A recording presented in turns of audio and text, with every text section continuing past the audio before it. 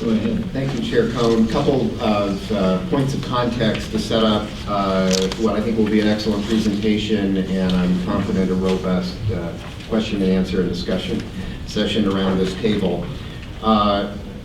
This organization, under your direction for several years, has devoted some staff time to the water issue. The taproots of that were the flood protection legislation that we were requested to help develop a regional opinion and advocacy position about in the legislature several years ago. And then soon after that, the big year where what was known as the package of water bills was in the legislature, and you concluded that there was a benefit to having a regional voice in advocacy during that process.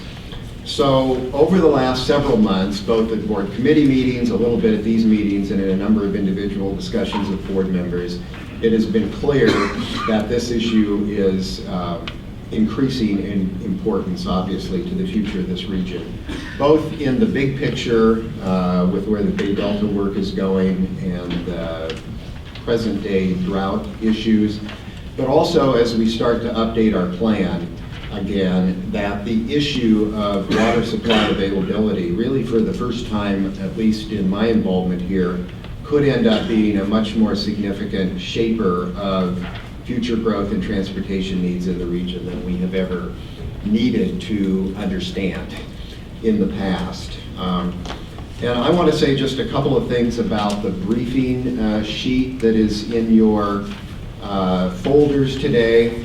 This is really not going to be the focus of the presentation today per se, but will be in a subsequent workshop with the board.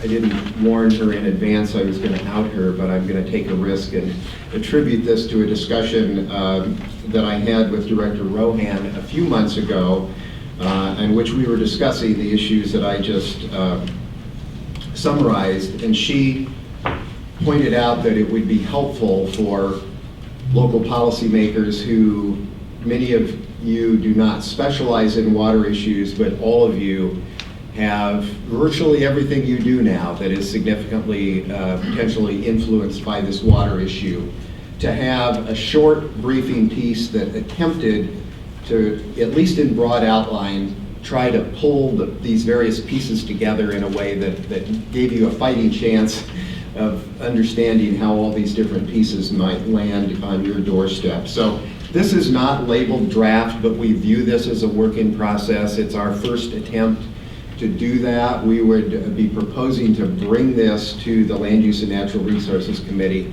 probably in February to have a more detailed discussion and get comments and keep working on this. The people that have created this, our staff has been David Shabazian and Eric Johnson, but the real substantive minds behind this are three people that are in the room today.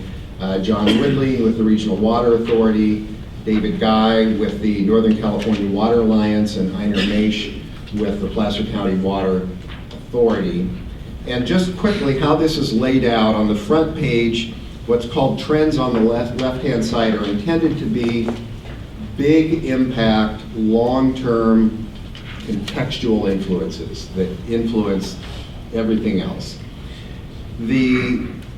What are called water issues are the dozen or so things that are going on. Some are planning projects, some are financing, some are regulatory actions, some are just physical facts like the drought. And then when you open it up to the center fold, it's our first attempt to show how these interrelate with each other, those 12 items, both on the timeline and then in terms of the impacts that they may have in your jurisdiction and in our region.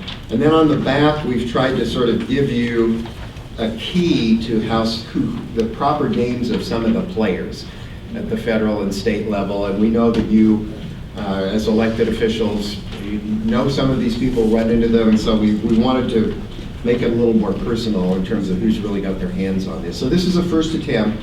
With that, I'm going to ask, I think David and John are going to lead this to come up.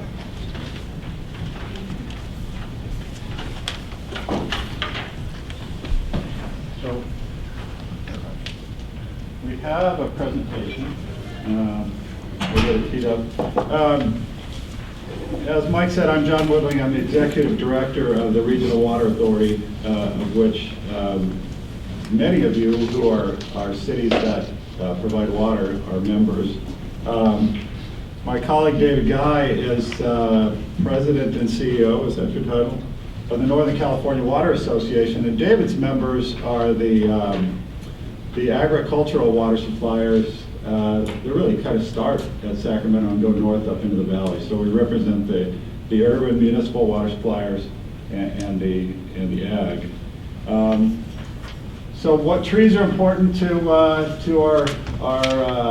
communities here? Water is very important, and I think it's really it's what I think ties this part of Northern California together and makes it so unique. And if you look if you look at Northern California, you look at the Sacramento River watershed, we have a diversity of land use, we have a diversity of communities, and I think making all that diversity, the rural areas, the urban areas, the agriculture, the environment sustainable is one of the things through Blueprint, through the RUX process that SACOG is all about. Taking that diversity and making sure we can sustain it into the future. So it's the urban area where our population and the urban economy, the seat of the state's government. It's family farms farther north in the valley and in many of your communities. It's the balance with the environmental resources, and I think that's a big difference between agriculture in the Sacramento Valley and agriculture in the San Joaquin Valley and Tulare Lake Basin is the mutual benefit that the environmental resources and ag provide each other. Home to a lot of threatened and endangered species. Then, of course, we get up into the Sierra, we've got a forestry economy, we've got recreation, we've got the watershed that supports water, about a third of the state's water. The North State also happens to be the foundation of the State Water Project and the Central Valley Project that have provided an immeasurable benefit to the entire state, certainly to our region as well, the storage that provides to serve our water needs. Being integrally tied to that system, though, is not always a good thing, and I think we're finding that out a little bit this year. And we'll talk about a little later about some of the things that are going on with the Delta, but right now I want to dive a little closer to home and talk about the RWA region. But we have 22 water supplier members in 4 counties, 4 of the 6 SACOG counties, El Dorado, Placer, Sacramento, and Yolo, serving roughly about 2 million people their water. The RWA members are dependent on surface water, primarily from the American and Sacramento rivers, but also from the Yuba, Bear, Cosumnes. We have a variety of supplies that come through different mechanisms. We have communities that have water rights that predate the state's water rights system. So they're called pre-1914 water rights. They were already using that water at that time. We have permits for water from the State Water Resources Control Board under that system. We have service contracts from the Central Valley Project for Folsom Lake water. We also have what are called settlement contracts. The City of Sacramento is a good example as a settlement contract with reclamation that ties to the American River and Folsom Lake.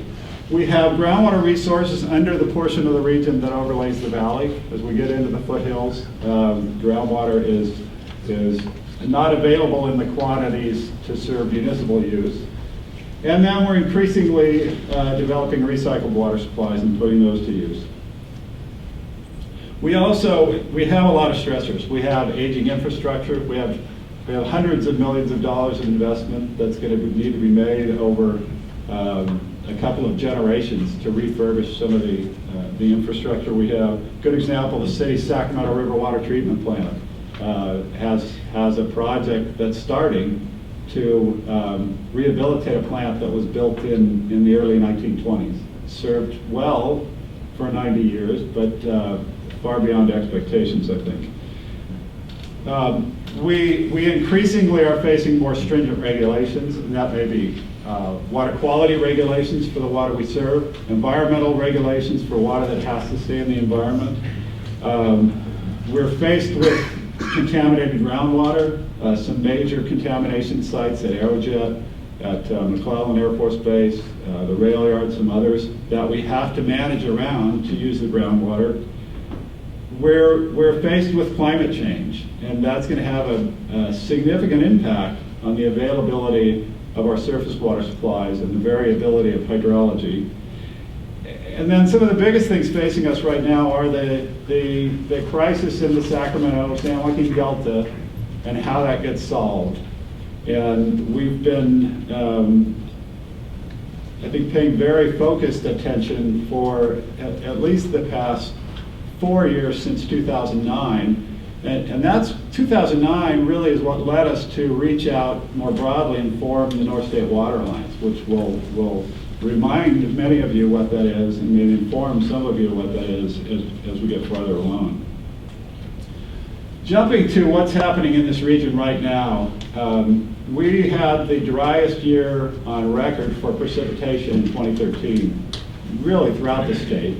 2012 was a fairly dry year, and we're heading into 2014 with really no end in sight. In the forecasts, we have in the northern Sierra, the snow survey showed there was about 11% of average for this time of year, and in the northern Sierra, about 20% statewide. In the Sierra snowpack, the soil moisture conditions in the watershed are so low that even with normal snowpack, a lot of that would not run off. So we're looking at a time, especially at Folsom Reservoir, where we have the very real possibility of the level in Folsom Lake decreasing to the point where the cities of Folsom, Roseville, and the San Juan Water District that take their water directly from Folsom Reservoir won't have access to water from their intake. There will have to be some kind of emergency measures to get any water to those communities. The downstream on the Lower American River, the flows have been reduced to 500 cubic feet per second, which is the legal minimum that can be released right now. It's coming at a time after salmon have spawned. It's coming at a time when steelhead are beginning to spawn. So it's going to have impacts on the fishery downstream. But right now we're in crisis mode, trying to balance the environment and some water staying in the lake for communities. That low level of water in the river causes potential problems for the city's plant, the Fairbairn plant by Sac State, to meet its full demands as we move into summer. So what you're seeing is a lot of the water agencies are calling for, primarily right now, in the range of 20% conservation from customers. Some are voluntary, some are making that mandatory, and with that, stepping up patrols and enforcement to make sure that we actually get that water savings. We may see that in some communities going to much more stringent restrictions as the year goes on. So here's two views of Folsom, full and empty, and that seems to be, we either worry about flooding here, or now we increasingly are worried about drought. And the good news is it's a really good year for flood protection. I'm an optimist. I like to look on the bright side. It's not 82% empty, it's 18% full. What we found, and really what was, I think we knew conceptually, but it was really quantified in the work for the Bay Delta Conservation Plan. And they modeled the statewide system and added in some assumptions for climate change, and found that as we go into the future, we would expect to see, if we tried to meet all the demands and tried to meet all the environmental requirements that are in place, that we'd be looking at this dead pool situation for long periods of several months in the summer, something like 1 out of every 9 or 10 years. So I think what we're seeing this year is the proof that this is a reality now and is only going to get worse in the future. And it also shows that the statewide system isn't working to meet all a variety of needs. So what happens when we hit this dead pool condition? About 500,000 people are reliant on water directly from Folsom Reservoir as their primary and in most cases really their only source of water. There are areas like Granite Bay and Folsom that have no other source of supply, no groundwater, no surface water from another source.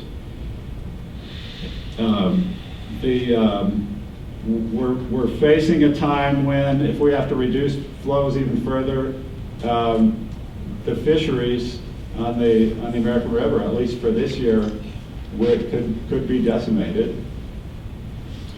And as we move into the future, and this is a recurring thing, the reality is we won't have enough water in storage upstream to meet delta water quality requirements. So with sea level rise, with reduced water in the reservoirs, the delta is going to end up increasingly salty, which is one of the major reasons why the exporters want to build the tunnels in the BDCP, to get away from the problem of saline water moving into the delta. So I think a lot of this delta stuff, many of you have heard before, but I think we'll go quickly through this and then have some time for discussion around it. But a lot's at stake for us upstream, depending on how a delta solution comes about. Our water supplies for both urban and agriculture areas, our recreation on the lakes and the rivers, generation of hydropower, and our environment that depends on the water. In 2009, the Delta Reform Act passed in a package of a lot of important water legislation that really set a lot of the processes in motion that we're dealing with now. And the biggest concerns we have over a lot of what's going on is either reduced water supplies through additional flow requirements to meet the needs of the Delta, or potentially fees on our water users to fund some of the actions that need to be done in the Delta and restore the environment. We talked about some of the impacts. I'll skip through that. This is in your package, and we'll look at that in detail a little bit more. David will talk about this and our concepts for an approach to a Sacramento Valley solution and how it fits with a Delta solution. In addition to the Bay Delta Conservation Plan, we've heard a lot about the State Water Resources Control Board has updated something called their Water Quality Control Plan. And that's the place where there's a lot of pressure to provide more water, more flow to the Delta to meet some of the environmental needs. Bay Delta Conservation Plan, their public draft of the plan and the EIR was released in December. They have a 120-day comment period. We've got a variety of resources going towards reviewing that and commenting.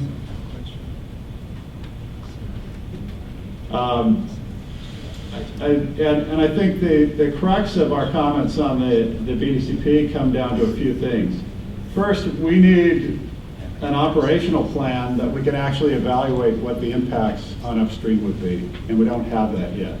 It's very nebulous what operation of the statewide system would look like with the tunnels in place.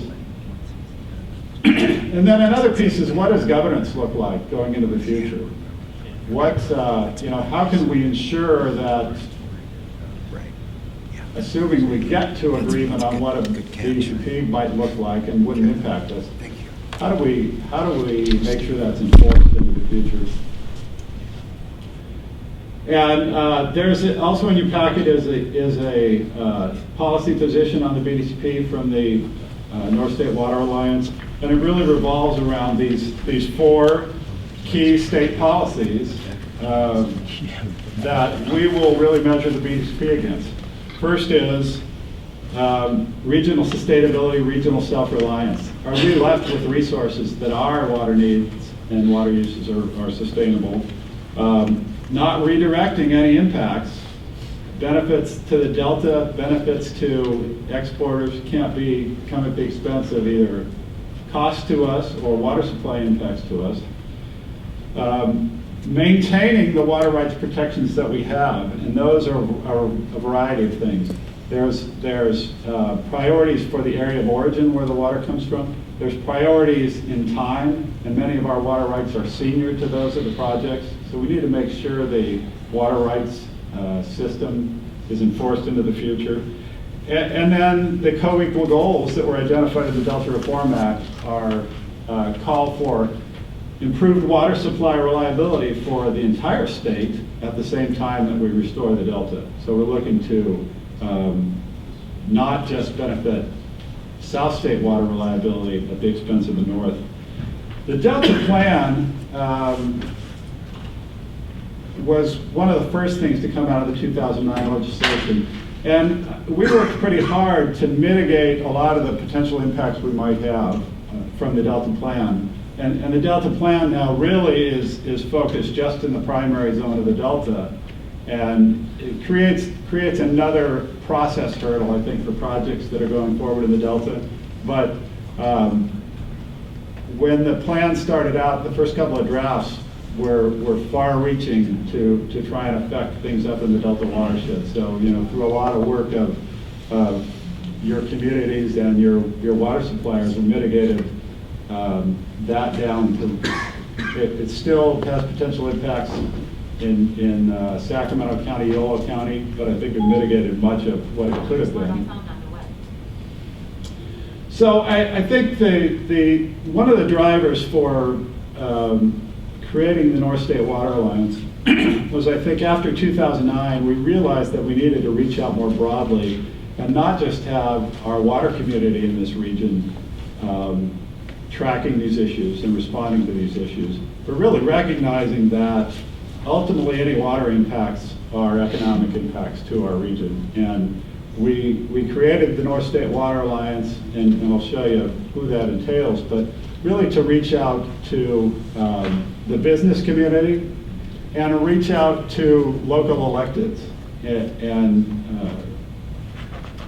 get the engagement of the people who are going to be impacted by these economic impacts, your communities and your businesses.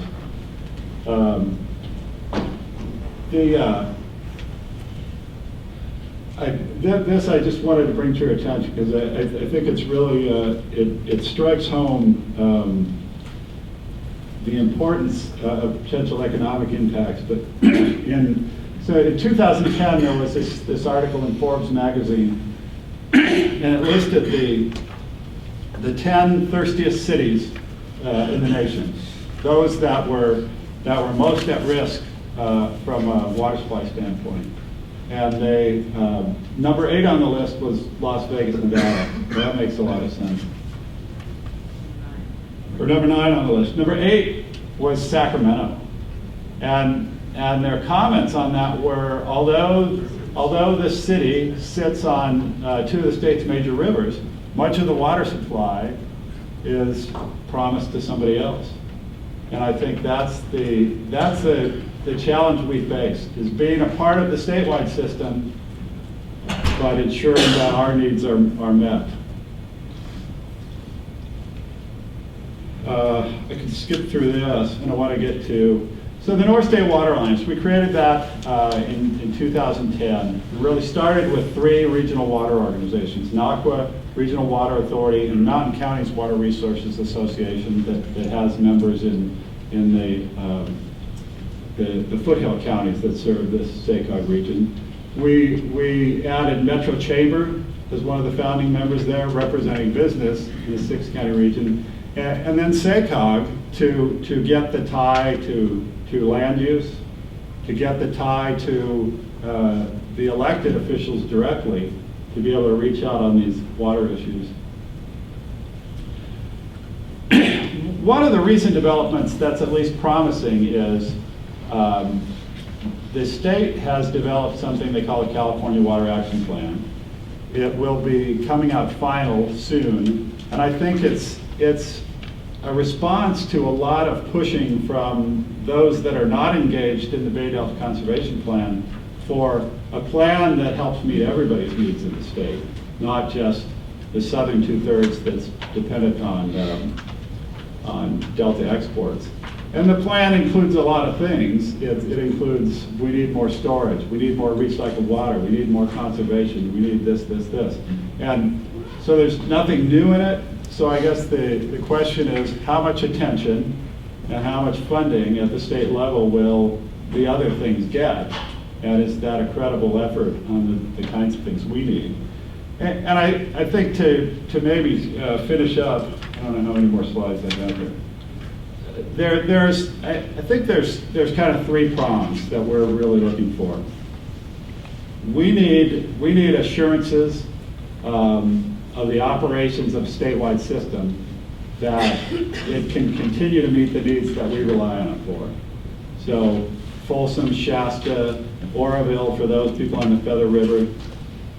Even with a BDCP in place, with tunnels in place, we need to make sure those reservoirs are operated in a way that protects our water supplies and our environment. We need to look at the regulatory framework and think very clearly about whether we really have enough water to meet all the environmental requirements that we have as we go into the future. Can we use all the water we have to keep the Delta fresh until it runs out, and then abdicate management of the system? And then the final thing is, we really need in this region to make some investments in some additional facilities, so we have some redundancy, so we can, in the future, not reach the same level of crisis if Folsom Reservoir and the American River go to the levels they're at now, so communities can be protected and be more resilient. I guess I'll maybe turn it over to David and just see what he wants to add or summarize.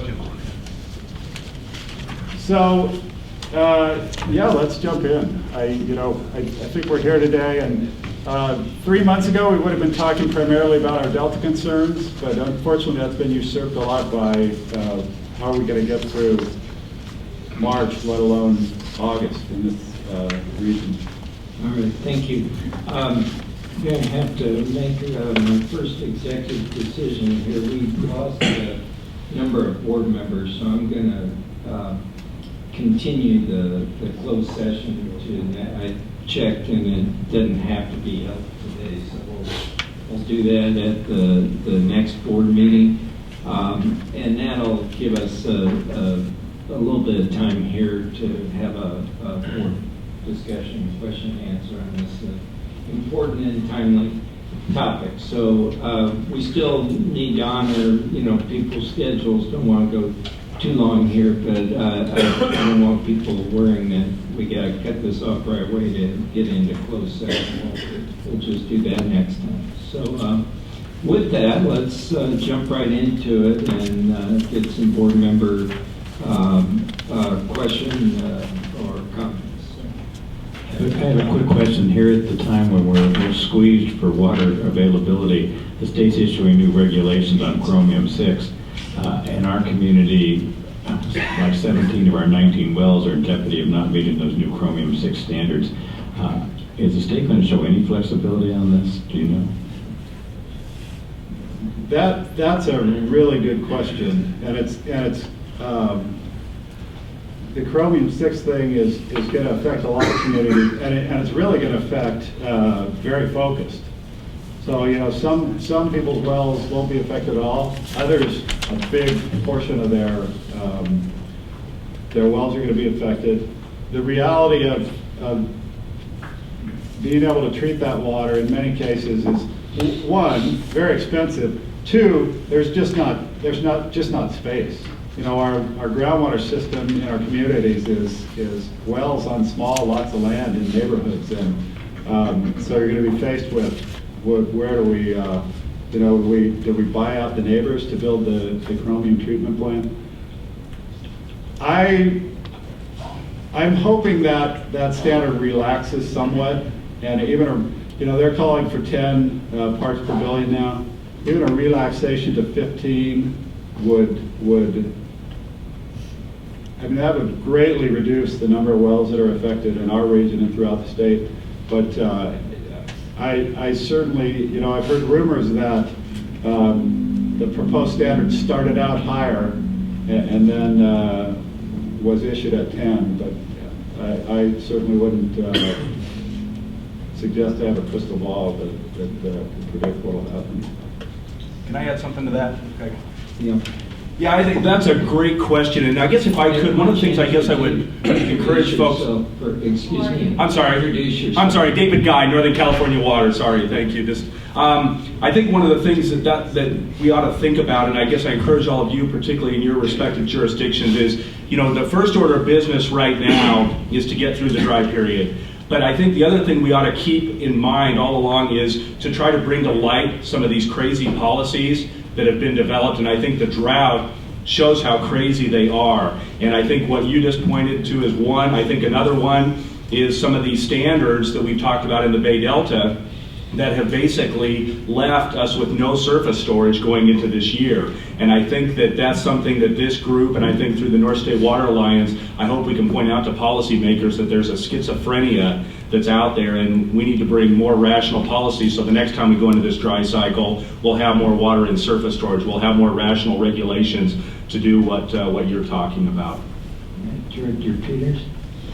Yeah, thank you. I had a presentation at a community meeting yesterday by the San Juan Water District, who's in desperate straits because of Folsom in the American River, and it just became apparent to me that one of the things, I have a lot of other problems with the Bay Delta plan, but one of the key things that's missing is a requirement for storage. I mean, if there's going to be water that goes to Southern California, we need to have a trade-off that they provide storage for Northern California because of the overlapping policies, particularly at Folsom Dam, where the Bureau of Reclamation is running that, and they're running it based on federal policies related to fish. And so, you know, it would be, I'm not against fish in any way, but I mean, if we didn't have a dam, the American River would be dry now. So, you know, you just really, the humans are not taken into account here, and there needs to be some work on policy to get the Bureau of Reclamation to recognize that the downstream people need water. So that's a storage situation, and I just think we're, as a community, not pushing hard enough on the Bay Delta plan that it has to provide a lot of storage in Northern California to avoid these kind of situations. And yesterday I took time to walk 5 miles along the American River and saw how low the water is. I mean, the birds love it. They're all getting fat and happy on all the fish. But it's really sad. It's down to 500 CFS at the moment on release. So it's just crazy. Director Ashby? Thank you. I'd just like to second everything you just mentioned. And my original comment was going to start out with the word dam. One spelling of it used to be, in my generation, a bad word. Now both spellings are a bad word in this state. I'd love to hear a little update on where we are with the whole concept of more storage, as apparently is the new buzzword for dams. Director Ashby? Thanks, Chair. Yeah, great. Do you want me to? Go ahead, David. Go ahead. Do you want to do the same topic, or do you want to? No, go ahead. Well, let me just real quick give an update on some of the things that are in play. I think, as folks know, there is currently a water bond that is on the November ballot of this year. Obviously, there's a lot of discussion about pulling that water bond for a later time, renegotiating that water bond. In that bond is essentially $3 billion for the public benefit portion of new storage. And that could be things like the site's reservoir in the west side of the Sacramento Valley, which would be a blessing right now if we had about 1 million acre-feet of water up there right now, obviously, and includes some things down in the San Joaquin Valley as well, potentially. So, but I think you're absolutely right. I think in the policy discussion right now, things like BDCP are clearly front and center, and things like new storage, as well as operating the existing storage in a more effective manner, are kind of taking a back seat. And I think that's what we're surely suggesting, is that as a group we come together to be stronger advocates for both of those components. But how much of that $3 billion is proposed to be spent in Northern California? Well, it's set up as a competitive process before the California Water Commission. But I will say that the Sites Reservoir project, which is just west of Maxwell, which again would be, I think, a benefit to all of Northern California if it was ever built, I think it would be very competitive under the current guidelines. How much does that provide? Well, it's an off-stream facility, and it would be anywhere in the 1 to 2 to 1.8 million acre-foot reservoir. But again, it's different than Folsom in that you could essentially keep water in it during a lot of different years, because you don't have the same on-river dynamics that you do on the American River, for example. So right now, potentially, if that reservoir was there, you would have a significant amount of water you could have upstream of the delta that right now could be used again for helping offset some of the demands in this region, helping with fish, helping with birds. We just need that kind of How many days flexibility. of water is 1.8 million square feet? That's a lot. I mean, it would, right now, thousands of acre feet are a blessing, so that's a lot of water. Is that a month's water supply or 6 months? No, that would be a year plus. Director Ashby? Thank you, Chair Combs. So, first I just want to, one sort of editorial comment. I know that SACOG time is so precious because you get all of us in one space, but it's very disappointing to me to look around the room and see 13 empty seats as we take on what I believe to be the most important issue facing our region right now in both schizophrenic ways, drought and flood. And it may be my bias, but this type of conversation needs to be front and center at SACOG, and we need to take it on first, because we need the great minds that sit on this council to help us resolve these issues. And so that is my first sort of editorial comment. Second thing is, I want to thank some of the people in this room, and also just give you folks who are still here an idea of what Sacramento, the city, is trying very hard to do to get in front and take a leadership role on behalf of our region. And I am the ad hoc chair for the city's water committee, and Councilmember Cohn is on it with me as well. And in that capacity, the mayor recently appointed me to the Aqua Board, which is a statewide board, which David and these guys can tell you a little bit more about. I'm just learning about it. But my new role is membership chair. So watch your inboxes, and which is bad for all of you, because I'm going to try my best to get us all on there. And, these folks that are over here, Metro Chamber, David, Guy, these guys are doing so much all the time. It's hard for them to fit the conversation into a 5 to 10 minute briefing for us. But the stuff going on with the Delta tunnels, it's more than just storage. There are a lot of opportunities for us, not just Northern California, but all over the state of California, to do a better job with water. Part of it is collection, part of it is reservoirs, part of it is just a statewide solution. And when we look at the Delta tunnels as they've been proposed now, they may or may not, we can debate all day long about whether it makes situations worse or doesn't touch situations, but we can all agree on one thing.